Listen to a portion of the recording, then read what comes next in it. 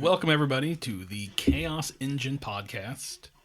We are going to be doing Delta Green, and we're going to name our Delta Green series The Dark Thought. So, or Dark Thoughts probably would be better. Let's add that S on there and make it multiple types of thoughts instead of just one. So thanks for joining us here. My name's Chris. I'm going to be the handler for this here show, at least through season 1. Or probably season 2 and forward, but we'll see. Maybe we'll switch it up at the point. We don't fucking know. We don't really have a full plan for all of this. We're just throwing everything together here. Want to warn you guys off the top right here before we introduce everybody that the audio quality for episodes 1 and 2 are going to be slightly below everything going forward. We recorded the first 2 episodes, and then while listening back to them, decided that we probably should get a better audio interface so that we all can be at the same level and quality. And so we did that. And we should have waited, but we didn't because we're dummies. But now we're here. And you know what? We're going to make the best of it. So let's go around the table and introduce our players. And give yourself just say your name and hi. Or some sort of form of greeting. I don't know. I don't want to tell you to live your life, but. Tyler, hi. I'm Misha, and not being clever right now. So, next. Happens to the best of us. Skibidi Bebop. This is Cody. Chucklefuck number 3. That's from a previous cut. You won't know what that means, but there it is. Jake. Hi. Fucking stealing from me already.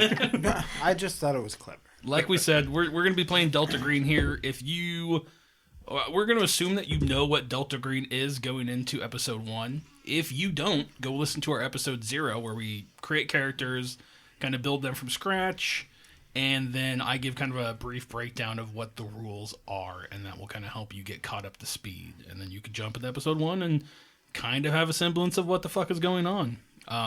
This first arc is going to be based off of music from a darkened room.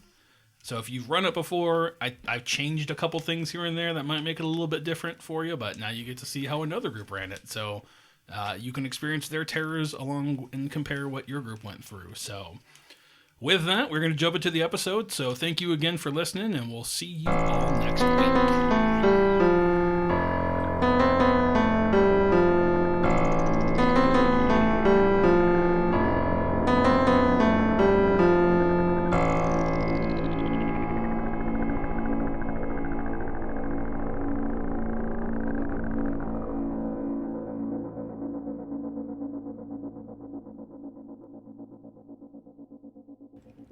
We fade up through the floor in a dormitory hallway as we hear a muffled buzzer of an alarm clock echoing from a room.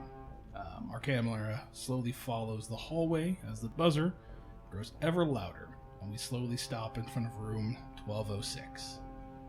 We enter through the door into a room with 2 split beds, and we see a hand shoot out from underneath the covers and turn the alarm off. Misha, what does this character look like? My character is a very young FBI trainee. She's very small. She's about 5'2", has shoulder-length blonde hair. Always sleeps in sweater and sweatpants because she always gets cold. She has green eyes and freckles and kind of just always...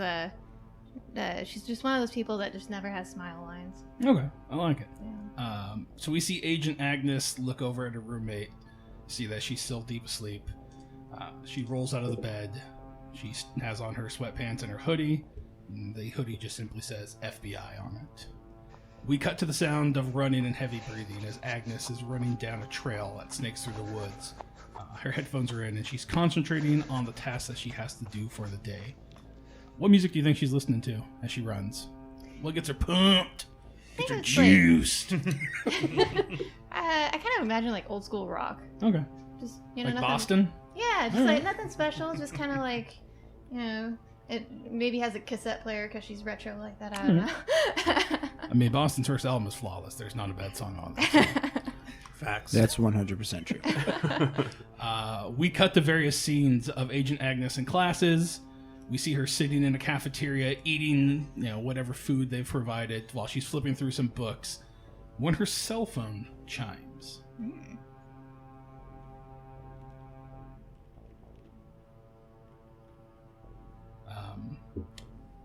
Agent Agnes, she looks down at her phone, sees that she has an email.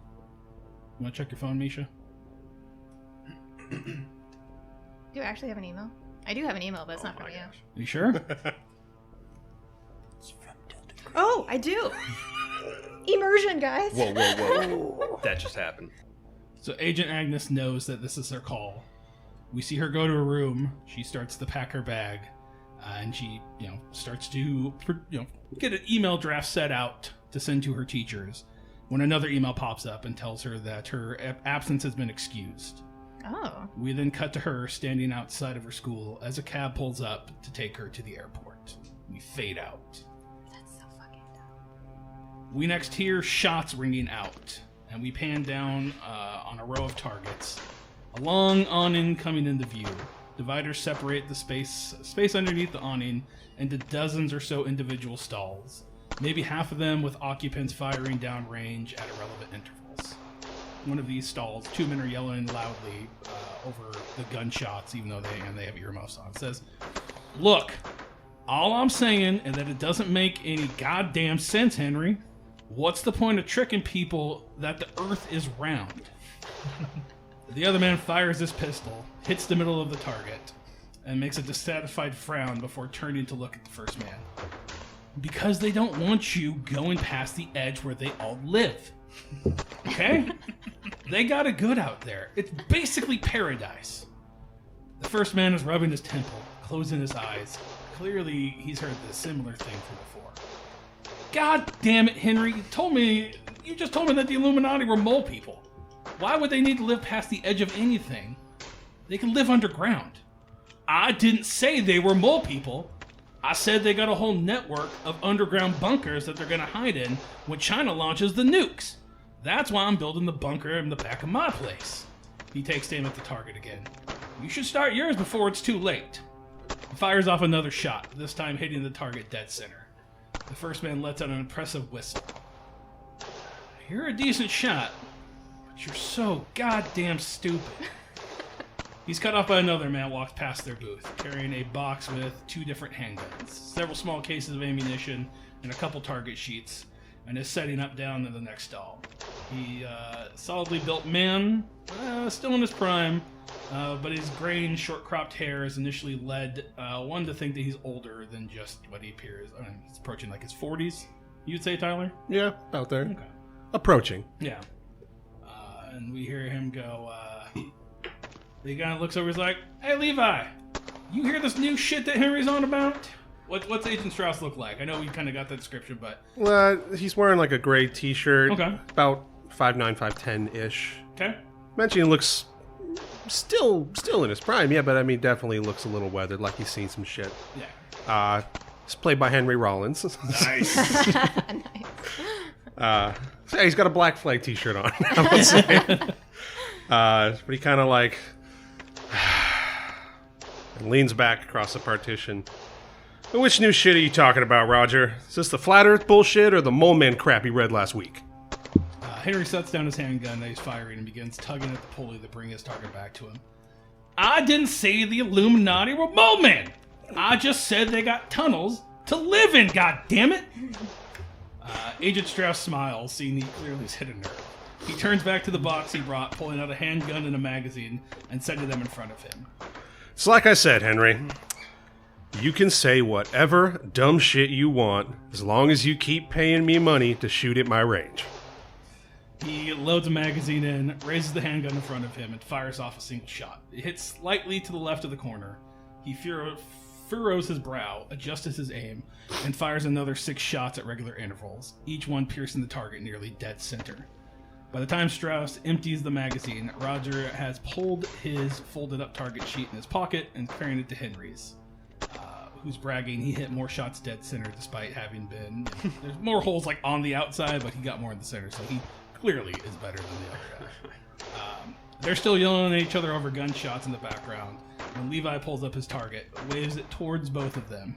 No holes in his target wider away from the center than his first shot. Don't be too hard on him, Roger. He's got about as much sense as he does aim. It's kind of aiming at the other target. I don't know where you picked up this flat earth bullshit, Henry. You know I've been to the other side of the world. It's a sphere, you idiot. He pins up another target and pulls it down range into place, then loads a new magazine into his handgun. But I will give you this much. He takes aim at his target. I've seen enough deep, dark caves to know we don't know nearly as much about the world as we think. He feels the familiar buzz in his pocket, indicating that he's got an email. He checks his phone and sees a familiar email that he knows it's time for a mission, and we fade to black. Oh, shit. A blue jay hops from branch to branch, tweaking its head, looking for any sign of movement on the ground. Something that can snatch up for an early morning snack. Beneath it, our blue avian friends. It's a small log cabin with a small satellite dish on top of it. There is wires running all around the property. We see that there's a small shed kind of set off to the side that has cords and cords of chopped wood. Behind this shed, there's like chicken coop. And kind of sitting in the driveway is an old beat-up Jeep. Some would call it a relic, but Eustace knows that it's reliable, and best of all, it's easy enough to work on if something goes wrong. That's kind of the problem with these newer cars, is everything's so compact in there, you can't get your hands around them. You need a classic car that has a bigger engine hole to get your hands in and fix things when they go wrong. Surrounding the property are solar panels that are used to power most of the security cameras and trail cams positioned around the property. I also think there's like a generator there probably, but he tries his best not to run it as often as possible because, you gotta go get more gas. Inside the cabin sits a man sipping some pressed coffee and scrolling through his emails. Cody, what does this man look like? Eustace Finnegan. He's 35. He's got that look that's like both low tech and high tech all at the same time. It's like cabin meets cyberpunk.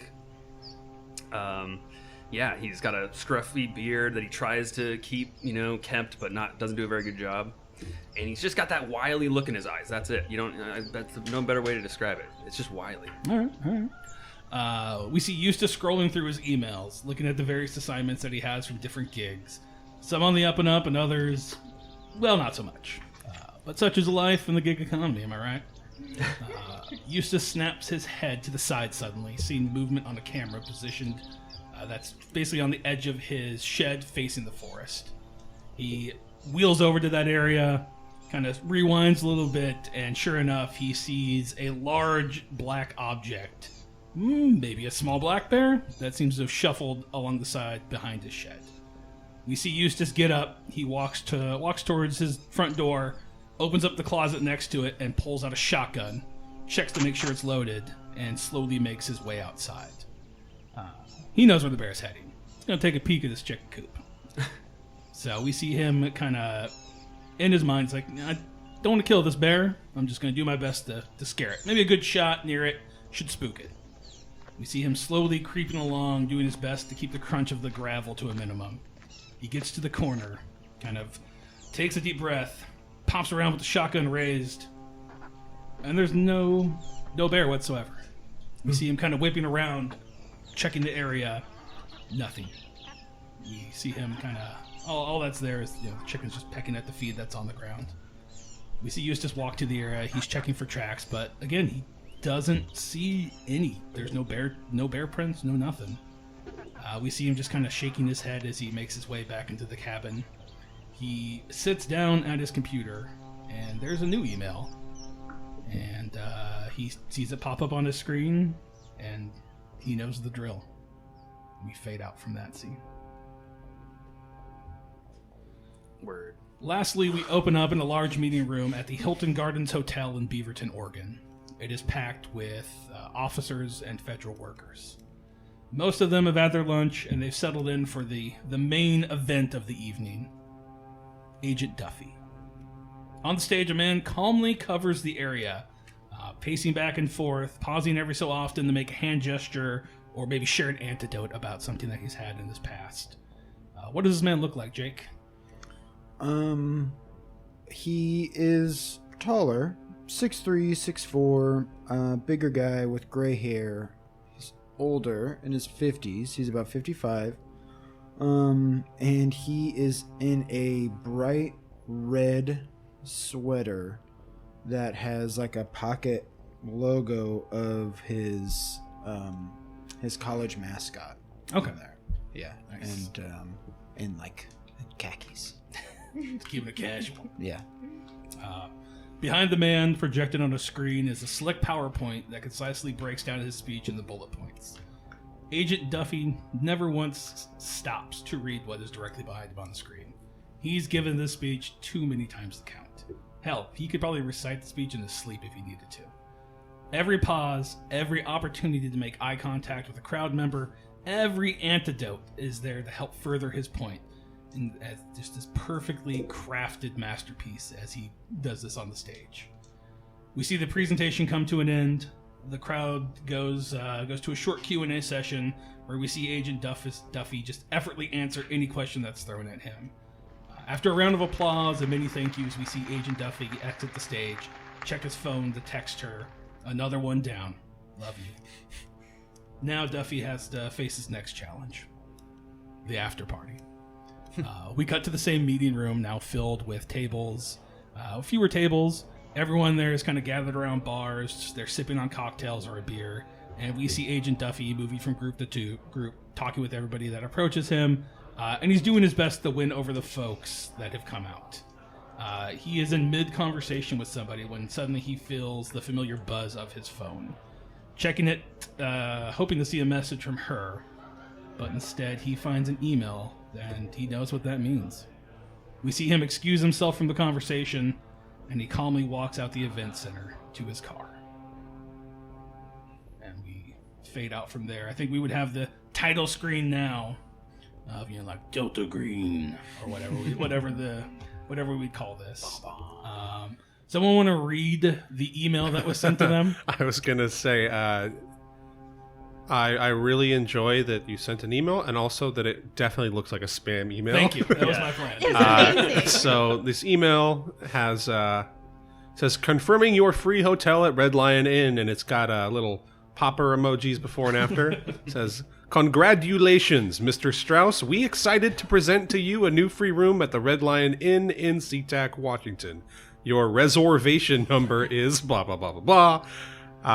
And then it gives an address. There's an image. I don't know if it's just not loading for me. It did not. It's an image of the hotel Okay. itself. It says, "Please arrive within 24 hours of receiving email to claim your room."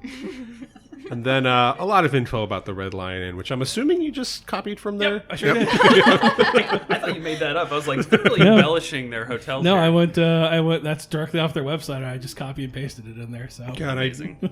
They really love their Sealy mattress that they.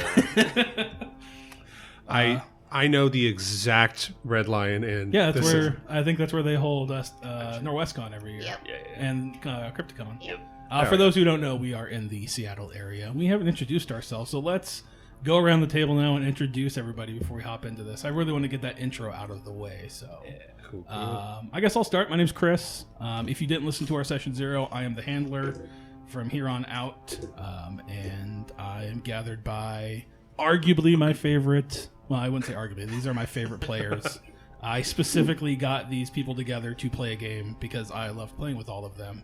And now hopefully we're going to bring that magic to your ears. So Hopefully. who wants to go next? I'll go. Fucking beat you, Cody. Yeah. My name is Jake, and I play Jim Duffy. Jim Duffy. That's it. That's it. It's mysterious. Well, I guess I'll go next. My name is Tyler, and I'll be playing Levi Stafford or Agent Strauss. My name is Misha. Hey y'all. I will be playing Agent Agnes. Her name is Alistair Circling, which is an anagram. Did I use that? Yeah, anagram for Clarice Starling from Silence of the Lambs, which is the character I'm basing this off of. Because I lack imagination sometimes, and I just went with it. Yeah, my name is Cody, and I'm playing Eustace Finnegan, Agent Acid Reflux. Sorry. Acid Reflux. Agent Acid I'm sorry. Reflux. That's Misha's. I stole it from her. She's that's always been her code name, but I'm taking it because I love it. It was my hacker name. Yeah, Acid Reflux. And Eustace is just a doomsday prepared guy. He's a little crazy. He's all into hacking. And that's what I'm playing. There we go. Yeah, so I think, Misha, your character's coming from Washington, D.C., so you're going to have to get a flight. I'm assuming it would be booked out, like you would get another email shortly after confirming your email. Yeah. Your flight. So you probably have the farthest to travel. I think the rest of you are kind of centered in the Washington area, whether it's Oregon or Idaho or Eastern Washington. So I think we kind of cut to the Red Lion Inn. Maybe we get like those big letters like from a Russo Bros movie that says like Red Lion Inn, SeaTac, Washington. Red Lion Inn is a hotel that's right off of the airport for those who give a shit. And so yeah, I think as one by one you guys arrive, you go to the checkout counter, you give them their reservation number, and they give you a key to a suite. As you proceed to that suite, you unlock the door.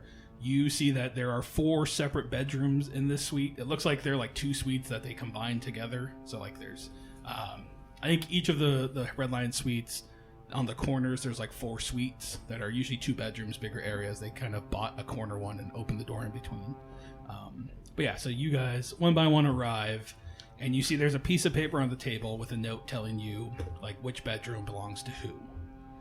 And to call the number once everybody arrives. So 3 of you know each other. You are part of our cell. Our cell? Yes, that is your guys' cell. Wait, our cell? What our cell is? Our cell. It's a good letter. It is. Incel. I don't want to go incel. That one just felt, especially with everything going on in the country right now, I didn't think that would be appropriate. Yeah, so you guys are part of our cell, and everybody here notices each other except for Agent Agnes. You're kind of coming into this brand new. And I think the other 3 of you are still waiting for a familiar face to come in. And that would be Agent Rutsack. Rutsack? Yes. But you guys, how long are you going to wait? Well, so if we show up, and I don't believe I got... What would I know Agent Duffy as, like... Duffy. Agent Just Duffy. just be Duffy? Yeah. Okay. I don't know if you guys shared your real names with each other or whatnot, so I think you would just call him Duffy. Yes, I would not have. It would just be... I mean, Jim, maybe. Yeah, you can call call me him Jim. You don't need to call me Agent Duffy. Yeah. Acid reflux is a little long, so just call me Reflux. Jim Duffy's like, I just don't get it. I just don't get it. He's a great guy, but I just don't get it. I mean, Strauss would be pretty... You know, if we pull up, like, Reflux, Duffy. Yeah, Jim would pull up and be like, Levi? AR? Oh, wait, the other guy's fucking name is AR. Oh, shit. Yeah, like, okay. All right, Reflux. You just call him Sack. You call him Sack. Yeah, I call the other guy Sack, and I call you AR. Yeah, there you go. I'll be like, you guys, you don't find it a little weird that we're assigned rooms? Why does it matter? We could just give ourselves a room. Do you want to trade? I mean, not really. Yours could be more dangerous than mine. It's true. I am in it. Oh, that was good. Anybody seen Rutsack? That's- Is he running late? You guys don't see anything. And is Agnes here with us? Or Yeah, I is think she- you. I don't. Oh, okay. Oh, yeah. I kind of feel like you would probably be the last to arrive because you have to Probably. fly. Yeah. Like the rest of you guys are like in the area. It's probably a 3 or 4 hour drive. You got to fly. So I might fly over from Eastern Washington. Who knows? But Red Lion's right next to the airport. it is. Yeah, Yeah. that's So I convenient. think you guys are there. The 3 of you are there, and you hear a knock on the door, and we'll say that's Agent Agnes. There's Rutsack. He's always late. Classic Sack. And you guys open the door, and you see a small blonde woman there. What do you guys do? Just We're there all quietly. standing in the door like, Yeah. I think you have the wrong room. We didn't call for room service. Wait, we know her, right? No. Oh, we don't. Yeah. Okay. Yeah. No idea. She's Okay. fresh off the press, Oh, might got say. it. Okay. I picture. Is this like which room is this? Is it like their individual rooms, or It's is this like a suite. So like I kind of figured the suite opens up into like a living room, and then there's 2 bedrooms off to the side, and then there's another door that leads into the other suite that's the same mirror. They're just a mirror Got it. image. So you guys are just sitting in kind of the common area or like the Got it. bedroom or living room of One of the two folks. common areas. Yeah. Agent Agnes, this is her first time traveling. She's used to not planting roots, one might say, so she travels light. I picture her having like a really plain pantsuit, still trying to be professional, but coming off a plane, you have to be comfortable as well. So she has a small backpack and a medium-sized duffel bag with her, something you can just easily put on a bulkhead in a airplane. And then she makes sure she has the correct room, and then she knocks, and she's greeted with 3 very tall men just kind of looking at her and questioning. And so, she just is like, hello, I believe I have the right room. My name is Agent Agnes. I've been sent here, and I got, pretty sure this is the right room. Jim will stick his hand out. Jim Duffy, how the hell are you? You get a little bit of a side eye from Strauss. Okay.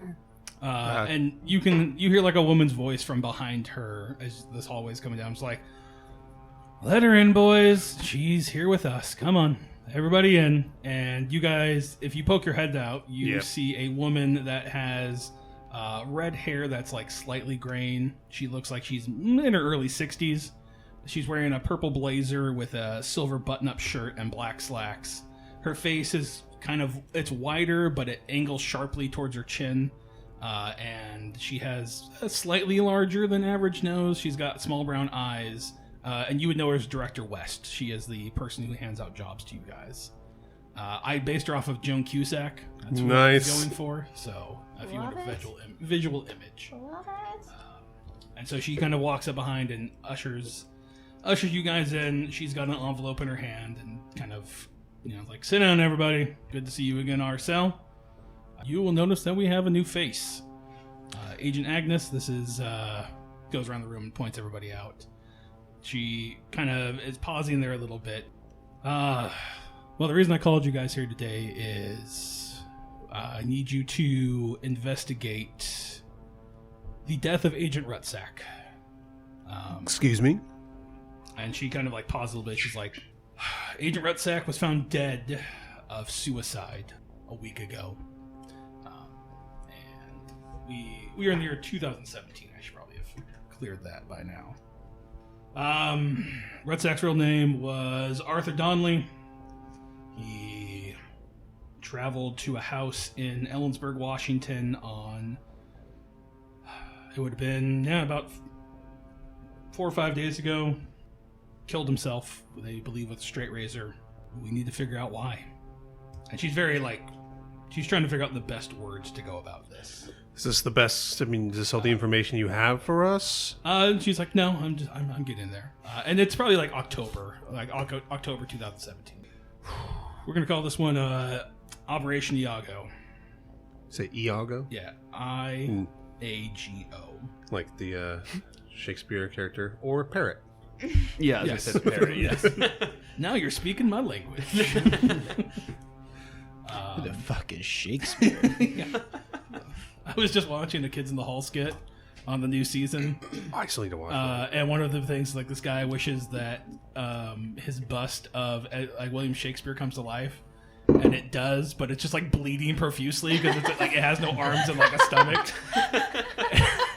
And so like half of it is just him like doing that, and then the other half is just like Shakespeare watching like Jackass and all this stuff. And the guy's like, "Why are you watching this?" Like, "Because I've never seen TV before, you fucking idiot. Go get me some food." Sorry, that just made me remind me of that. Amazing. So she pauses and she's like, "We don't know why Rutsack traveled there. I mean, he's not even from the area, but as far as we can tell, he didn't show up for work at the FBI. His ex-wife contacted the Trenton FBI office where he worked and reported him missing because she hadn't heard from him or anything. Two agents went to go check his office and in his apartment the next day. They found that he left his cell phone behind. They weren't quite sure why. Day after that, we basically worked with the cell phone provider to check his recent movements, figure out what's going on. We found a bunch of he would fly over to Ellensburg, Washington, to this house, 1206 Spooner Avenue, and there was multiple visits over like a day or two. He would fly. I mean, he flew, and then he'd fly back, and then like 2 days later he'd fly back there and whatnot. And eventually he went over there one last time without a cell phone. So we called the agency down in Ellensburg. We called the police department and had them go check. And they found his body in the master bedroom. His throat had been slit. From what I understand, the wall was drenched in blood. I believe one of the officers described it as someone set off a bomb full of blood. Obviously, the FBI was notified. The coroner just ruled it a suicide, although they never found a weapon. Obviously, they could tell it was some sort of razor that did it, but they couldn't find the razor in the house. The odd thing here is that the suicide was in the exact same location and the exact same circumstances that a young woman who had bought the house 16 months before died under. She was found in the exact same spot, the exact same slice. Haunted? That's spicy. Obviously, I need to get that stamp. The agents checking into this contacted us and sent us in to investigate. Now, honestly, Rutzak had developed a reputation among his peers. He was, we talked with obviously his ex-wife. He was depressive, obsessive, and basically overwhelmed with stress. And going into his search histories and all of that, it seems like he had become preoccupied with this house in Ellensburg. Now, the house has had a strange history. I don't know if he knew about the history or whatnot of it, but it seems like either he went to the house and had some sort of emotional crisis and killed himself. We don't know, but the more we dug into this house, there's a string of murders and suicides. There's a man who shot himself and his wife. Someone tried to light themselves on fire in the house, but a neighbor came over and put it out. There's been multiple suicides throughout the years. We need to figure out what's going on with this house. Is there something there? Is this just a string of coincidences? I don't know. And that's why we're sending you guys in to figure out why Rutzak did this. Okay. She's kind of pauses. I haven't really thought of a cover yet. I'm still trying to work that out if you have any ideas. The easiest thing, we can say you're from the FBI, but if the local PD hears about it and starts questioning why the FBI is still looking into it, that might start, bring you some unwanted attention. Whoa. The other thought I had is maybe you guys pose as potential realtors and you're trying to refurnish the house and you come up with an alibi there. I'm just trying to think of a reason why you guys would be visiting that house at all times of night and in and out of there potentially. So, Mr. Donnelly was from New Jersey, yes. so we did cross state lines. Yeah. To Yeah, I was go. going to say, I mean, yeah. they did rule it a suicide, so it's not like he committed a crime. Yeah. So they're just trying to. Yeah. So she's like, if you guys want to go with FBI, go with FBI. Just know that they might ask questions. Say he has a potential connection to a crime in his home state. Sure. Just whatever you He's guys under know. investigation. Just make sure you have some sort of coverage or alibis, or you can lead people astray as you need. I don't know if the local PD is going to come sniffing around. Just giving you guys a fair warning. Jim Duffy might be able to get a legit DEA investigation out there. Oh. He can be like, well, a few years back we found this house that was, all the walls were laced with fentanyl. Yeah. We never found it. The new owners were going crazy, so we had to requisition the whole house, tear it down, get it all out of there. Well, if you think that might help, I think it's keep it in your back pocket. And she kind of just pauses. She's like, you're going to have 2 friendlies to help you out on this. And she kind of slides you each a phone. She's like, and if you look at the phone, it's got 3 numbers. It's got a number for Director West. It's got a number for these 2 other people. There's Elizabeth Tucker. And she is she's an antique dealer who lives in Yakima, Washington. You can call her if you need if there's anything with the house antique wise or looking into the old, kind of stuff. And then there is Emil Yarl, who is a parapsychologist. Can you spell that for me? EMILYARROW. He's a parapsychologist? Yes, he's a parapsychologist, and he is a associate professor of abnormal psychology at Central Washington University. Finally, we have a green box at a store and more located on 819 Dolark Lane, Unit 2230, that you should check out if you need. There might be something there useful. And so you see on the phone, like, that address is like saved in as a note. Cool. So I don't know how long this is going to take for you guys to take a look into, but try to keep it clean, try to keep it tight, do your best to fly under the radar. Small towns, sometimes they start asking questions when big city folks or FBI starts come digging around. So I would just say use extreme caution when talking with individuals, leading on. But you guys, this isn't your first rodeo, so I'm going to trust you. Well, it sounds like it might be hers, but yes. And show her how to do it right. And she kind of was like, "You guys have any other questions?" And I think she would hand you over. She'd hand you over paperwork that just kind of goes through like the autopsy photo of him, just kind of the general notes that I gave you are going to be all like And so there are no in that paperwork that's like really one wound. It's Yep, right on the neck. Right on the neck. Any drugs in his system? Nope. No drugs. Was the wound from left to right or right to left? It was dominant hand. Dominant hand? Yeah. Okay. So it would have been right to left. Because he was left-handed. Yeah. Do we know if there was any connection between him and the previous homeowner? Not that you found. Not that they have. Okay.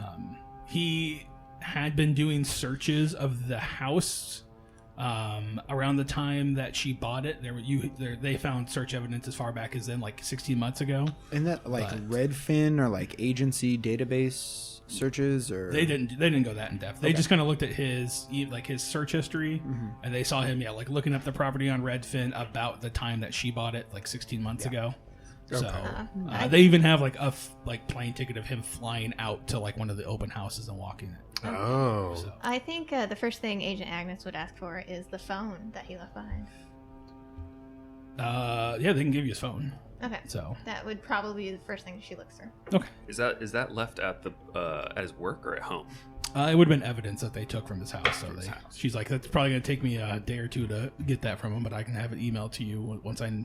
Just let me know where you guys are staying in Ellensburg, and I can get it sent over overnight.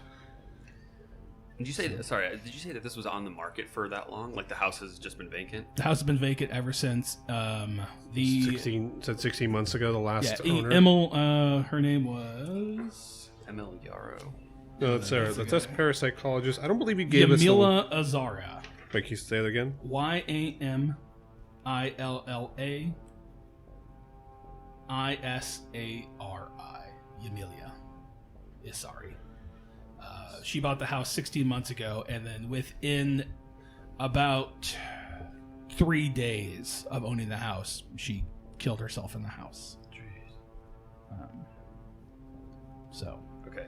and maybe it was longer than that. It could have been longer, but she wasn't in the house for more than a month before she committed this, killed herself. And you said that girl died the exact same way, Same, in the same place. Same place. Okay. Same room, everything. And then you the said master there- bedroom upstairs. And there's previous murders, but were those like you said? People, not murders, but people had died in this house, but Yes. even before her. Yeah. But those were different ways or same way. There were different ways. Okay, got The ones that they were able to find out is just like headline ones, like a guy, like shot his wife with a shotgun, then shot himself.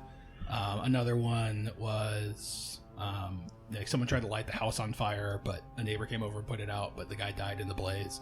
Obviously, this suicide. There was another suicide of Agent Donnelly, and then there's a couple others, but you have to probably do more research once you get there to figure out all the details. Well, I'm kind of nervous about thinking of a reason for us to be there. Well, I would say it draws less suspicion to be there under pretenses such as like bombing for insects, or perhaps there's a gas leak. That way, when people see us there, they're helping instead of taking note of our presence. We could even try to get one of those big circus tents for Right. fumigation. Maybe. But where does do we know that If you Rutsack- Google the house, it's right off of 2nd Avenue. So 2nd Avenue runs this way in Ellensburg, and Spooner Avenue is right off of it, and the house sits on the corner. It's a corner lot. cool?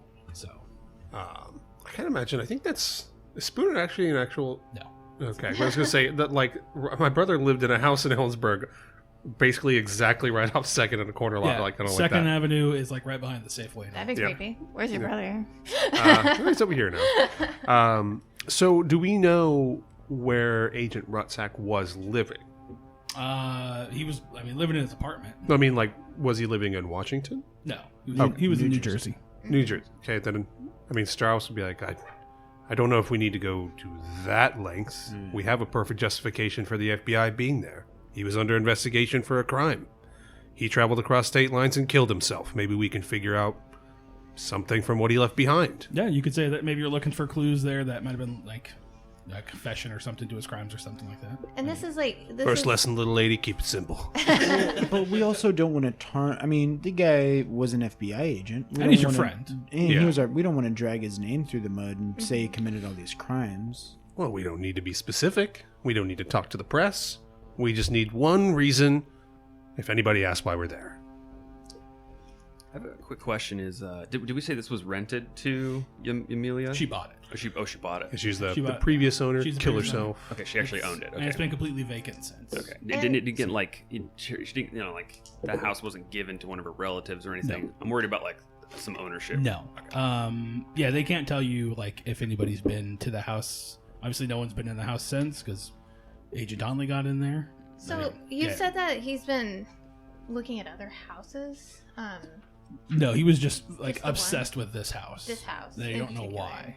Flew over multiple times. Yep. I didn't write down the timeline you said exactly, but it'd be within a couple days he'd be there. Yeah, he would leave and fly come back. over and then rent a night and then fly back, or spend 2 days or 3 days. At one point, you can see in the past he spent a week kind of just there, but you don't know what he's And doing. he didn't buy the house. It's just that Nope. this particular visit, he left his phone at home and then Flew apparently over. killed himself. Yep. Well, I'm already suspect because if they say it looks like a blood bomb went off, that's a little. Yeah. Yeah, there's only 8 pints. It in sounds a the little bit human like shooting body. yourself in the back of the head twice. Yeah. Well, you hit an artery. I mean, Yeah. it's going everywhere. True. Especially if the blood's gonna guy keep knows going. where to cut. I mean, Yeah. right there, you're fucked. Mm-hmm. The heart's just gonna keep pumping until it's no Yeah. more left. Yeah, and it pumps for a couple minutes. Yeah.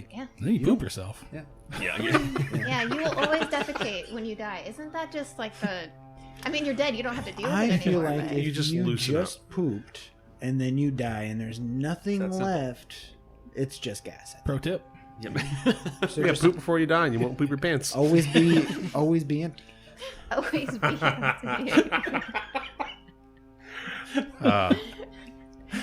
Well, if we, it's a child's bag. Well, if we want to come up with something complicated, we can, but I think we need to get a look at the house. And Something you, doesn't sound right. you guys would know that Ellensburg is a 2-hour drive Okay. off of from where you guys are at. Strauss would be a little miffed that it flew all the way over to SeaTac. Chose to fly.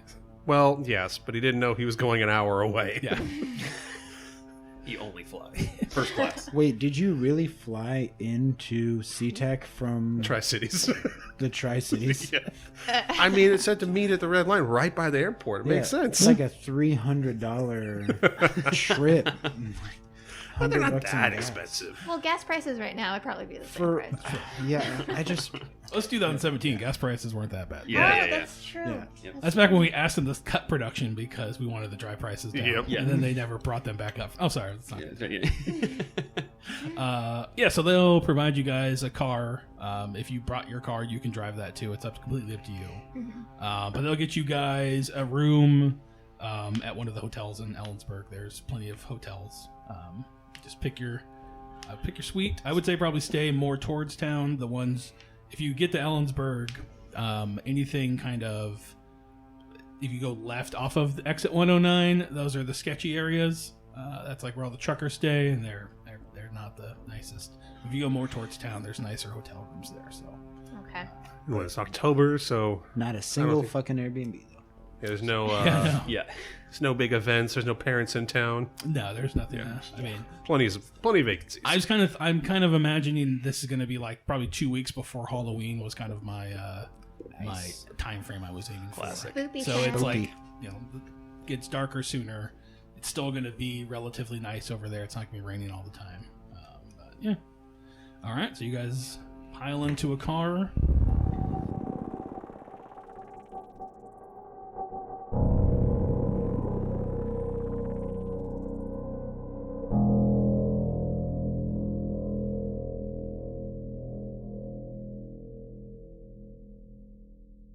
Get on the freeway. Do you guys have any chats on the ride there? Catch up with each other, or just kind of When's stay the last silent? time we had a mission together? Let's see here.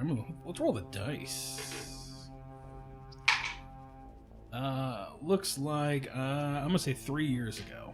Wow. Holy Okay. crap. So yeah, I mean Delta Green missions aren't constant. Like, Yeah, you'll probably yeah. get one every like 2 or 3 years. You could go up to like 5 or 6 years without hearing anything. But 3 years ago, you guys had a mission, so you guys haven't seen each other in that long. Like the anticipation would kill me. In like 2 years. I'm like, when's the next one? It probably just adds to your anxiety. Yeah.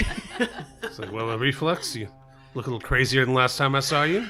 Yeah, you realize how many bears I've seen? Yeah, like common out there. Where are you living again? I mean, I haven't actually seen one, but like they look like bears, and I go out there and it's the bear's gone. I'm like, what the hell is happening? Reflux, when's the last time you slept?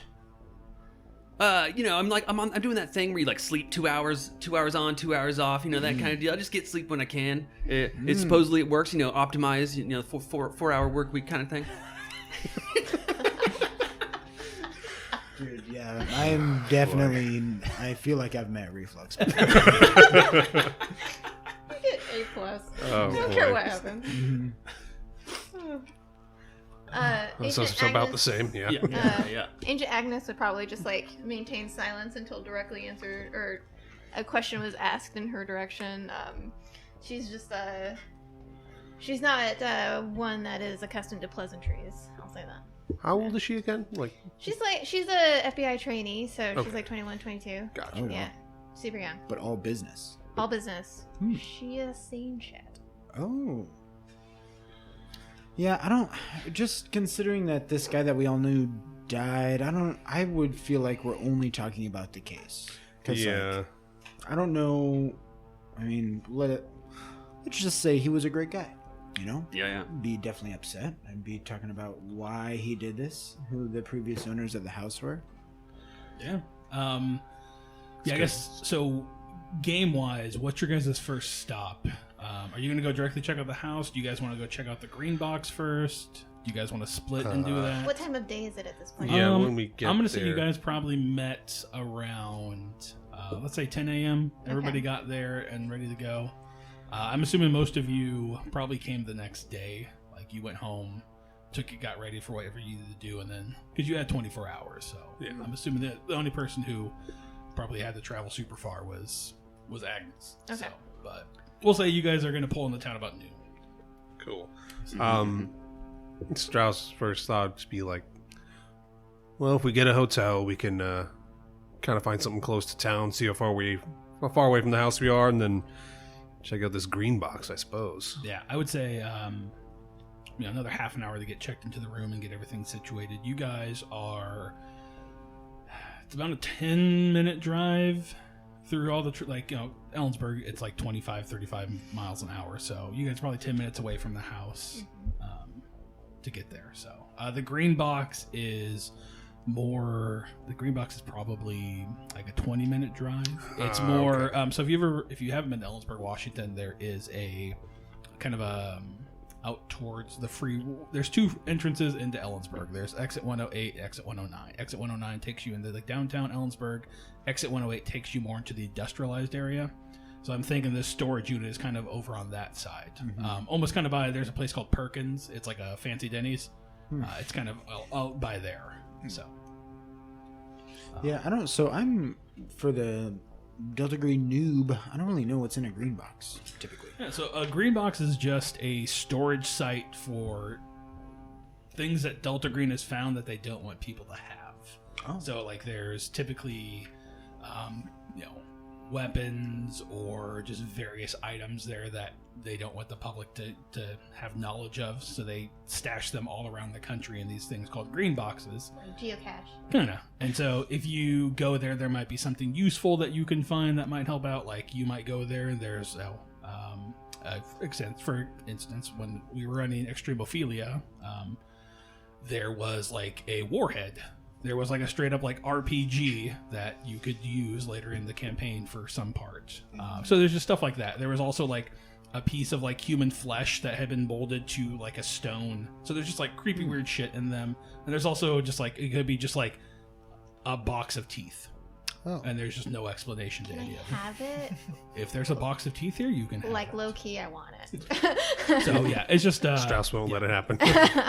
You're not Stays in the playing green box. but also like let's say you have to murder somebody, because I mean, you being Delta Green agents, your job first and foremost is to contain whatever is there. So like I want you guys to remember that you're not playing good people. You're playing people. So if you have to murder somebody and because they know too much, then fucking murder them. Like you're not. No one's gonna be like, well, you shouldn't have done that. Yeah. Well, this is You're America. now chaotic evil. Like, Yeah. No, like you're trying to save the world from being encroached upon by like Elder Core. So that would be something where you could be like, hey, we killed this person, we dropped their body off at the green box, go get it, and then Delta Green could send a team out to get the body and take them away. Well, this is America, so I mean that shit happens every day. Yeah. So The ends justify the means. yeah, so I just want you guys to remember that mindset that when you're playing this game, you're going to be faced with tough tasks, and you're going to have to do things that are bad, and that is part of this game. Like, there is gonna be a part where, like, in Extremophilia, again, I'm gonna spoil it here for people who haven't played it, but like, there's a part where you find a fungal infested baby. And you got to decide whether you're going to murder this infant or what you're going to do with it. Didn't we kill it? You did, yes. Yeah. Yeah. Yeah, we killed it. So, Put it out of its misery. but I mean, makes sense. that's what. So, that's kind of the stuff you're up against in this game. Sheesh. So, but yeah, so you guys get to town. You know that there's a green box, and you know that there is the house itself. So, Strauss would, like, after we're checked in, like, I want to check this green box out first. We really don't know what we're going to find in the house, and I'm hoping we got some support, maybe some weapons in the green box. Because he didn't bring... That's right, because you flew. You he didn't didn't- bring any guns. Didn't What bring a anything. Smart idea for a soldier. Oh, no. Hey, I don't know what they're going to provide me with. I like how Probably no nothing. matter what, Tyler will levitate if he can, Yeah. wherever he needs to go. He's like Pathfinder over joke. in the Tri-Cities, and he's like, I think I should run. He flies over this Delta Green mission. yeah. So you guys are going to head that way first. I mean, depends on what the rest of them want to do, but that's what Strauss wants to do. I to mean, check also, out. like, We two can get people could go strapped. check the green box, two people could go check the house. Like, Or that, doesn't yeah. matter. Or, like, meet it, like, 2 people can go to the house, or the 3 of you can go to the house, and then I can just meet later. I guess, how many cars? We have 1 car, right? I'm assuming. I brought my 2013 Jeep Patriot. Okay. Yep. Very specific. I'm assuming that It's a good, reliable car. Justice probably drove his like '87 Jeep Wrangler. Yep. 100%. Yeah. So, yeah, there's 3 cars. Okay. Cool. Well, depending Yeah. on how we want to split it up, where do you guys want to go first? Oh, man. We're splitting up already. Hold on. Love it. I think I would be very interested in going and seeing the house. Okay. Okay. Agnes would be all about that house action. Okay. What about you, Eustace? What about you, Flux? So Director West didn't tell us anything like important in the green box at the moment, right? No, she doesn't know what's there. Okay. So they don't like keep a archive of what's Yeah. there. It's just like they just have spots that random agents will drop stuff off at, stuff like that. Gotcha. So we just want to like see if anything was put in there before. Yeah. Like, yeah. Okay, I'd probably swing by. Like, probably not that quick. I'll be like, all right, I'm gonna make a motion. I'm gonna go get some vape juice, get some drip-tastic, get some drips, and then What flavor you smoking, bro? yeah. It's strawberry. Yeah. Oh yeah, strawberry. No, so it's bad for you, right? Yeah.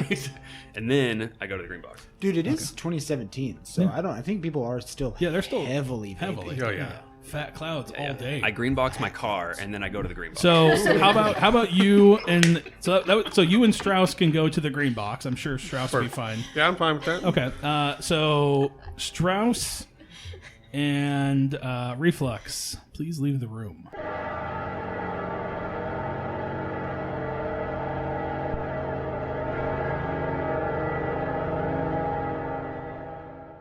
So Agent Agnes and Jim Duffy, you guys, I'm assuming you're probably gonna take Jim Duffy's Jeep over to this house.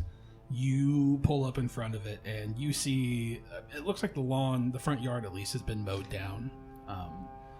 Like it's not super, it's more overgrown towards the house, but at least like the main lawn looks like it's been cut probably in the last couple weeks. Okay. So I would think that you probably assume that the neighbors have been doing it just to probably like keep appearances on the street looking good. Like they don't want that super ratty house, but you can tell there's like a clear delineation of how close they're comfortable getting to the house. Like the closer you get to the house, the more overgrown it is. So they'll maybe, if the lawn's 6 feet, they'll mow 3 of it.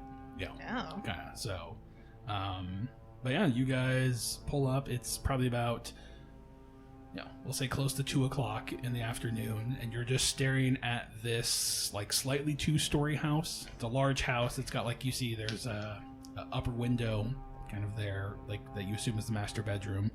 And yeah, you're just staring at this house that at least one of your friends or fellow agents has killed himself in. Which room was that? The master bedroom. Master Up bedroom. top. And I'm assuming they would have given you a handout of the house itself, so you would know. I'm just gonna put a little fellow with cross eyes on here and make sure that's the death room right there. A little tongue sticking out. And so you guys, I'm assuming you approach the front door. I think I would probably take a look on the outside, the exterior. While it's light out, we have a good vision on it. Try to take some mental notes on if there's anything wonky going on the exterior. What's your willpower score? Willpower score says 14. Okay. Wait, is that right? Yeah, WP. Yeah. 14. Okay, what's yours, Jim Duffy? 14. Okay, awesome. Yeah, so you guys, you get up to start to walk the house, and you're like, if you walk one side, you see that there's not a whole lot, but as you get towards the front door where it's a lot more overgrown, you guys look down, kind of like there's some bushes, like there's like some overgrown bushes up front, like I'm assuming there's kind of like a patio foray that lead in like a porch and like a foyer. So on the porch there's probably like a little bit, like maybe a little bit of a walkway, like a covered awning, and there's some bushes and whatnot, and you see there's something wet behind some of the bushes, like red, and it looks like slightly wet. Okay. Since I would picture Agnes being like she's a very prepared person. So I picture her having like a little tiny forensic kit on her. So she would probably like take out a rubber glove and try to inspect it a little bit closer. Okay. You pull away these bushes and you see written in blood is a message that says, "Hell is me." Hell is me. I need you both to roll a sanity check. Ooh. Okay. Let's see. That is. And that's against my current sanity? Against your current. Okay. Roll against your current sanity. You gotta roll your sanity or under. We're good. I got a 50 under 70. Okay. That's good. Okay. That's good. I got a 2 under 56. You guys don't lose any sanity, but yeah, written, kind of obscured by these bushes, is "Hell is me" written in blood. Hell And is- that's against the house? Yeah, covered in these bushes, and like the front door area. And it's wet? It's like, looks like it's slightly wet and drying.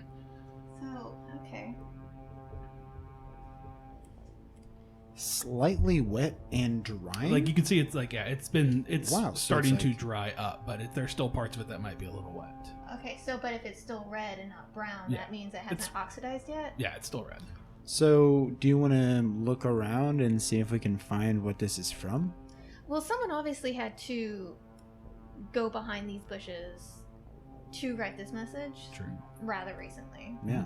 So if it was recently, let's take more look around to see. Give me a search roll from both of you. Sure. Search is located alphabetically. Look at that. Search is pretty low. That's what you got. 44 above 20. That's a critical fail. I got a 16 below 60 for my search. Nice. Okay. I should ask you what your score was. Yeah, 60 is enough. You don't see any other footprints around here. Okay. The only traffic that you see is in the grass area. You don't see anything coming closer to the house. All right. Can I make a forensics roll just to see if I can see anything? Sure. What's your forensic score? My forensics score is 50. Cool. That's good enough. You can take a sample. You can run it, but you don't know what it is until you run a sample of it. Perfect. So I'm assuming your test. I don't know what a forensic test would come with if you test for human blood or whatnot. I don't know. How I think it would It be would- really basic. So Yeah. like human blood.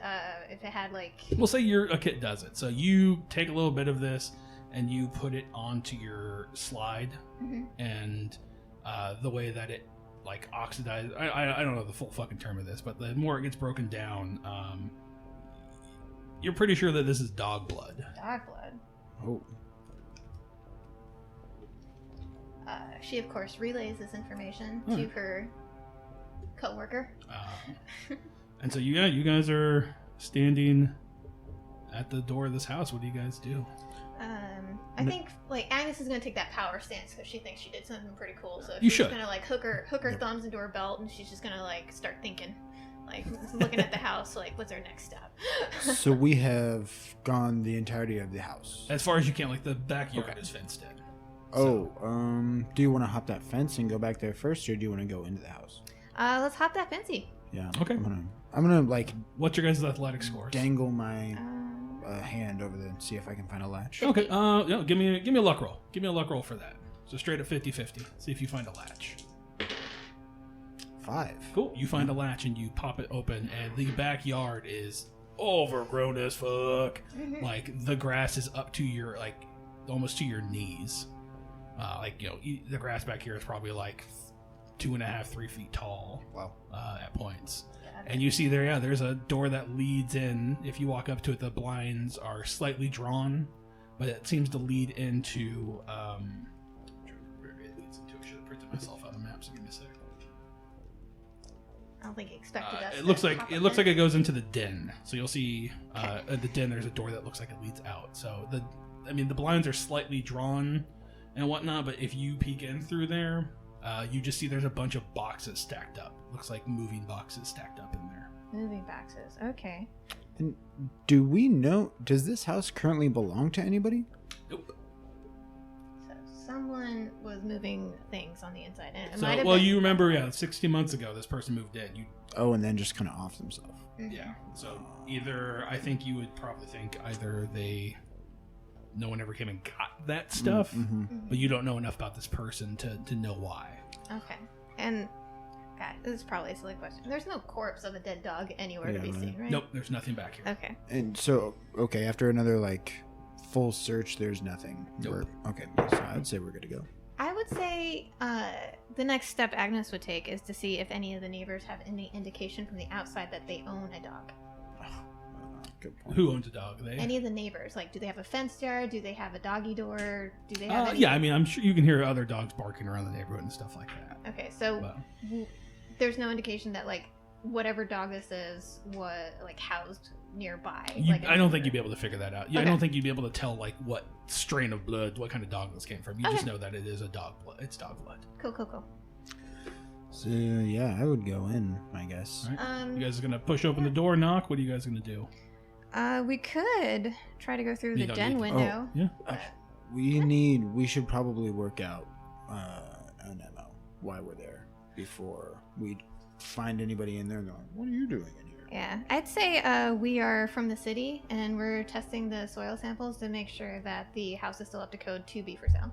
There you go. Okay. It's a fucking good Perfect. plan. Yeah. Okay.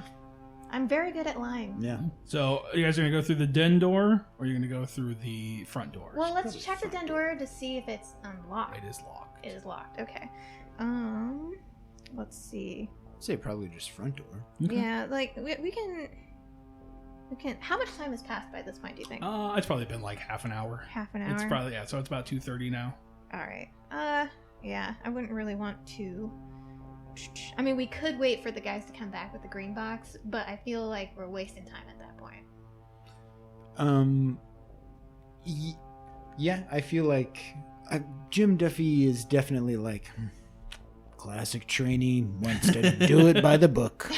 Yeah, we can definitely wait for the guys. It would probably be safer. Yeah, just because like outside's a little bit safer, especially during the daytime, but because there has been so many suicide/murders, we don't know what's really happened on the inside of this house. It'd probably be safer with numbers and guns. Yeah. With the hell is me written on... We have guns, don't worry. With the hell is me written on the house, would we think that anybody is in imminent danger? I don't know if you get that. I don't think. I mean, it's kind of hidden on the side of the house. Okay. Here, so. And this is probably superfluous and doesn't really matter. Does Hell is Me look like it is incomplete? Like they just ran out of blood and we're Nope. trying to write something They more? just wrote "Hell is me." Is it all in capital letters? No, I mean each of the first letters is capitalized. So And capital H, ELL, capital IS, capital ME. Okay. And then the last question is, does the penmanship have the slant, i.e. can we tell if it's right-handed or left-handed? I don't think you could. Okay, cool. No. So, Would a 40 in history or a 30 in occult tell me anything about that phrase, hell is me? That's a good question. you could give me an occult roll and see, but Okay. I have neither, or else I would help. 53 over 30. Nope. yeah, nothing's ringing a bell. Yeah. So, all right, so you guys just gonna hang out here until the other guys show up? Yeah, we could probably radio in at some point and like ask how far where they are, if they're just like, yeah. Well, from there we'd probably discern, but I think the smart thing to do is just to wait. And plus, this is like October, and so sun's probably setting sometime around 4 or 5. Yeah. Yeah. So we have to keep that in mind. Yeah. Okay. Both of you give me a power roll. Power. So it'll be power times 5. Dude, you gotta be fucking kidding me. Roll rocks. No, dude. 98 over 70. Oh, I thought you rolled 8. Oh, 98 over 70. That's I got bullshit. 18 under 70. Okay. Nice. Misha, take your headphones off and plug your ears. Okay. Fuck. Agent Duffy, you are sitting there outside of the house, and you start to hear piano music coming through the door. You just hear the soft keys of music. Do you have art by chance? No, it's art, speech writing, and educational writing. Okay. Do you have? I'm assuming you're a guy that probably listens to music quite often. Big music guy. Okay. You know that this is Moonlight Sonata by Beethoven, and you just hear the chords just softly being played through the door, and that's what you hear. What? And that's where we're going to end the session. Thanks, everybody. What? Dude, what?